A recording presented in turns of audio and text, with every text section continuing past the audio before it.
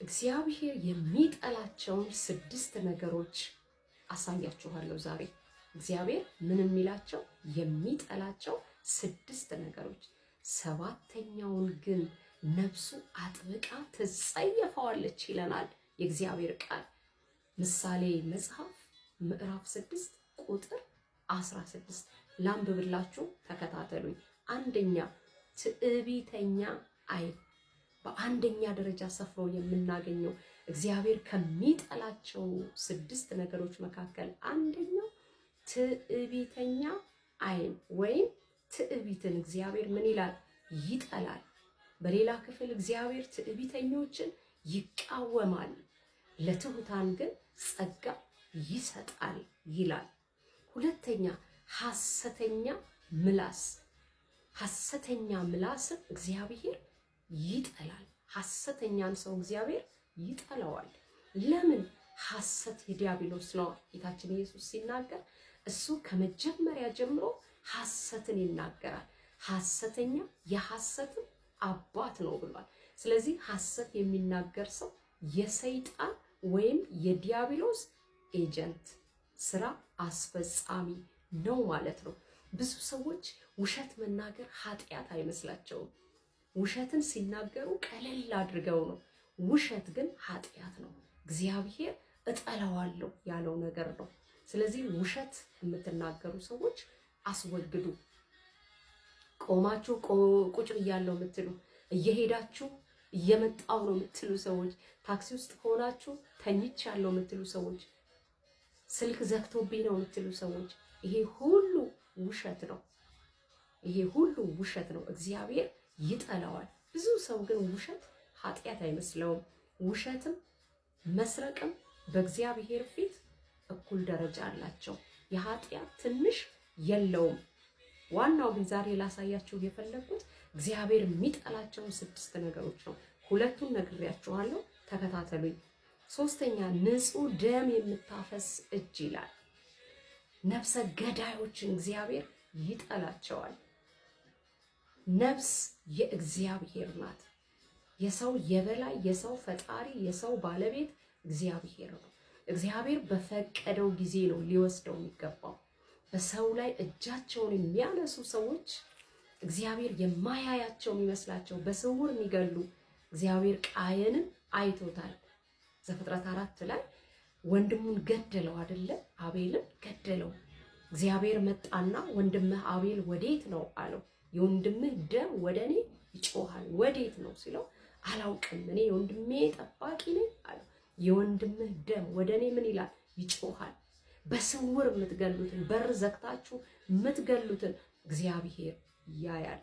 እግዚአብሔር ይጠላዋል። ይህንን ኃጢአት እግዚአብሔር ይጸየፈዋል። አራተኛ ክፉ ሐሳብን የሚያበቅል ልብ። እግዚአብሔር ከክፋት ጋር አይተባበርም። ክፋትን የሚያመነጩ ሰዎች አሉ። እንዴት አድርገን እናጥምደው?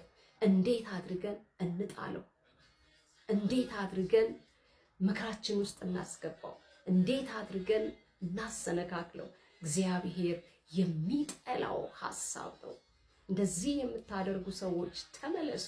እግዚአብሔር ይጠላዋል። እጠላዋለሁ ነው ያለው። እግዚአብሔር ከሚጠላው ነገር ጋር አትተባበሩ። ሌላው ወደ ክፉ የምትሮጥ እግር፣ ክፋትን ለማስፈጸም ክፋትን ለማድረግ ሰውን ለመጉዳት፣ ሰውን ለማጥቃት፣ ሰውን ለመበቀል፣ የሰውን ለመንጠቅ፣ የሰውን ለመዝረፍ፣ ሰውን ለማስለቀስ፣ ለመጣል፣ ዝቅ ለማድረግ፣ ለማሸማቀቅ፣ ለማዋረድ የሚሮጡ እግሮች እግዚአብሔር አምላክ ጠላዋለሁ ይላል። ይህንን ኃጢአት እግዚአብሔር የሚጠላው 6 ነገር።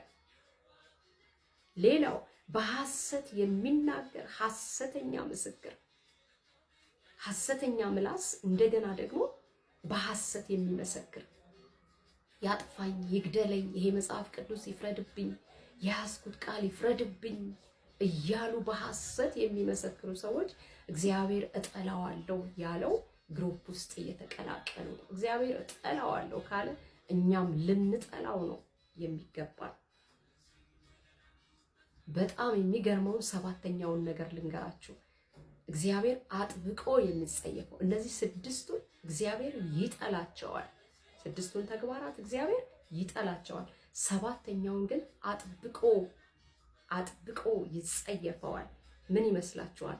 በወንድማማች መካከል ጠብን የሚዘራ ምንም አይመስለንም አይደል? አሁን ወንድማማቾችን ስንለያይ እኛ ልንጠቀም እንችላለን ብለን ስለምናስብ ሌላውን ወንድማችንን ከሌላው ጋር ስናጣላ፣ ስናጋጭ፣ ስንበትን፣ ስንለያይ ምንም አይመስለንም አይደል?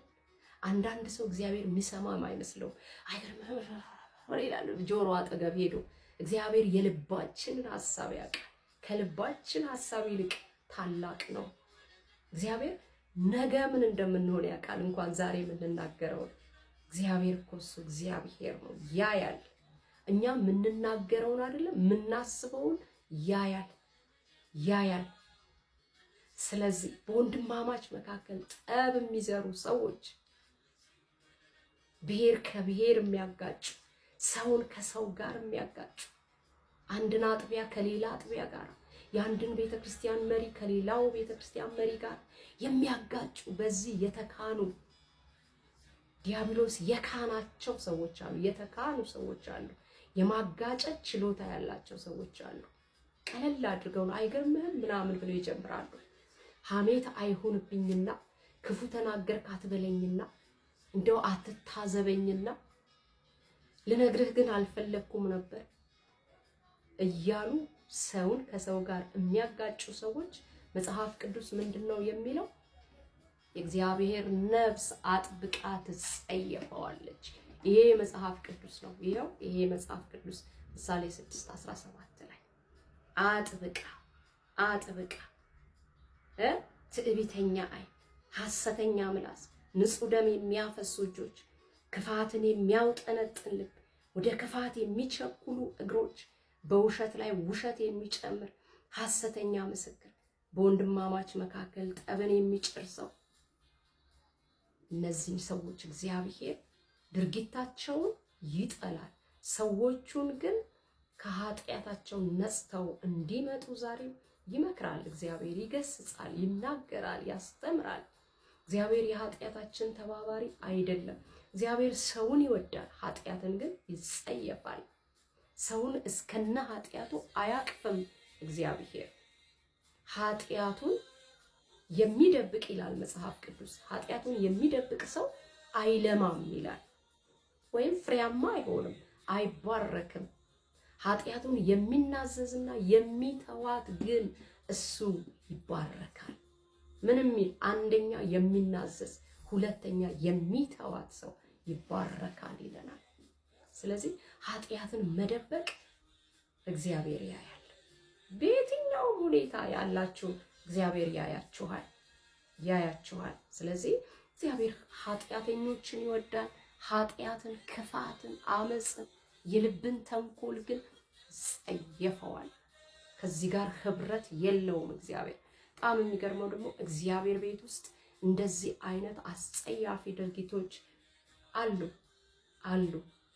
ስለዚህ አስወግዱ። በእንደዚህ በውሸት፣ በክፋት፣ በአመፅ፣ በጥላቻ ተይዛችሁ ተተብትባችሁ ደግሞ የምታገለግሉ ማታፍሩ፣ ማትፈሩ ከእግዚአብሔር ቃል ውጪ ማን ሊነግረን ይችላል? ከእግዚአብሔር ቃል ውጪ ማን ሊገስጸን ይችላል? ከእግዚአብሔር ቃል ውጪ ሰውን ማን ሊያቀናው ይችላል? ጎልማሳ መንገዱን በምን ያቀናል? ቃሉን በመጠበቅ አይደለምን? ይላል እግዚአብሔር ቃል። እግዚአብሔር ቃል ተጽፎ የተሰጠን አንደኛ እንድናነበው፣ ሁለተኛ እንድንኖረው፣ እንድንጠብቀው ነው። ጌጥ እንዲሆነን አይደለም፣ እንድንኖርበት ነው። ይሄ እግዚአብሔር ቃል የኛ መመሪያችን ነው። ከዚህ ቃል ውጪ እግዚአብሔር እንዴት ሊመራን ይችላል? እግዚአብሔር መንፈስ ይመራናል። አዎ፣ ከቃሉ በተጣረሰ መንገድ አይደለም የሚመራን። ወደ ጽድቅ ነው የሚመራን የእግዚአብሔር መንፈስ። ወደ እውነት ነው የሚመራን የእግዚአብሔር መንፈስ። ይኸው የእግዚአብሔር እውነት የሆነ የእግዚአብሔር ቃል ሰው ከእግዚአብሔር ቃል ጋር ሲጣበቅ ለመንፈስ ቅዱስ አመራር ምቹ ነው ማለት ነው፣ እየተመራ ነው። ስለዚህ እንደዚህ አይነት ድርጊት ውስጥ ያላችሁ ሰዎች ንስሐ ግቡ፣ የንስሐ ፍሬ አድርጉ።